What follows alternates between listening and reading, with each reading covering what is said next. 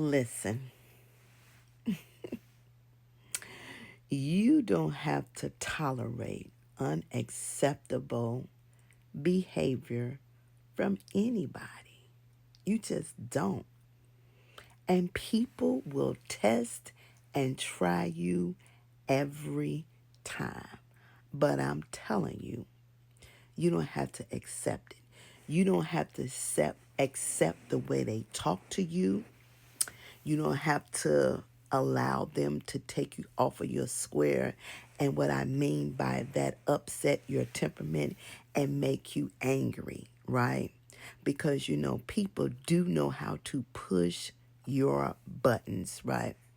But you don't have to allow it. You don't have to tolerate people making it seem like what you're saying is wrong when what you're saying is right.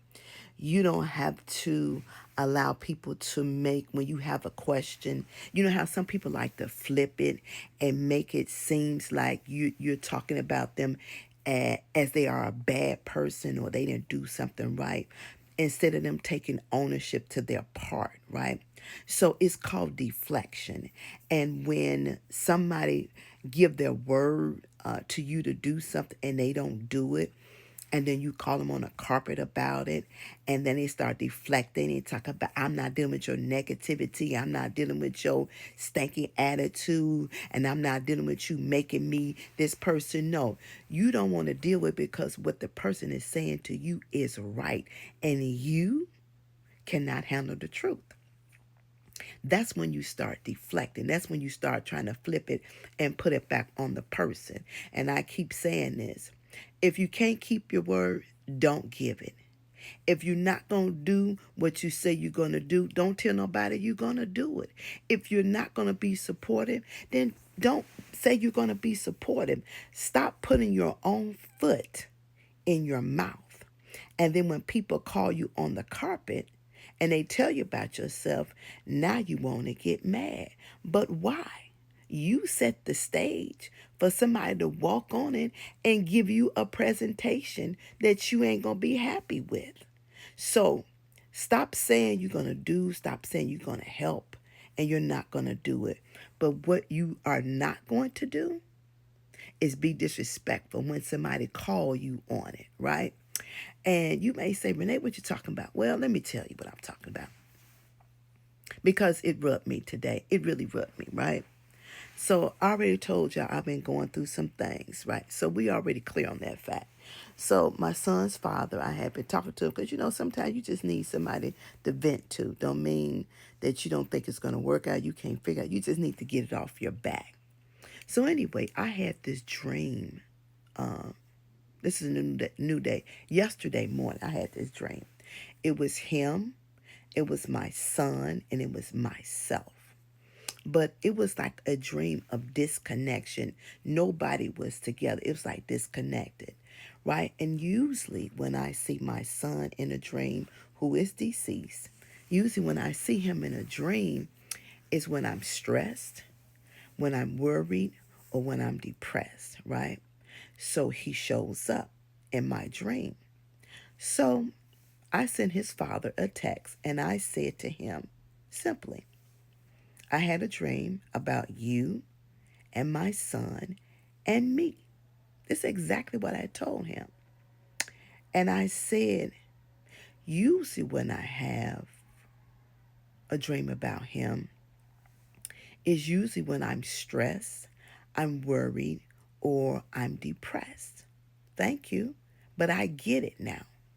This fool sends me about 6 text messages. They were chapters of a book, right?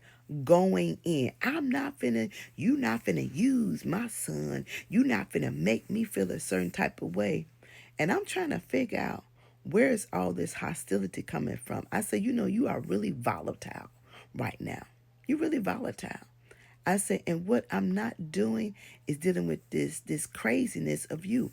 I just told you about a dream and you took it somewhere else. So you know what? You're guilty. Because see, he said he was coming this way and he ghosted me. Not that I needed him to come this way, but don't tell me you're going to do something you don't show up. And I was going to fix him a meal, be nice for him being supportive and listen to me and being helpful to me. I was just going to show my gratitude. But you didn't show up.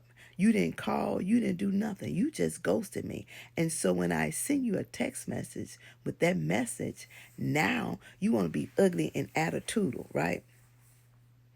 So I told y'all I'm meeting people where they at. I promise you I'm meeting people where they at. So I thought about it, but I had to do all this running yesterday, so I didn't have time. So I contemplate on, and the more I contemplate on, the madder I got.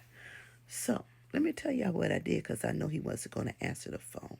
I got my voice memo, and I cussed him clean out. And then I used that finger for that special position that you can't return the call. That's exactly what I did. I'm telling y'all, stop letting people upset your life. Stop allowing people to make you feel a certain type of way. If people can't like you and love you genuinely, guess what? You don't need them in your life. Life gives you enough hassles, ups and downs, and ins and outs, and you don't have to be bothered with that. So, that kind of behavior is totally unacceptable to me.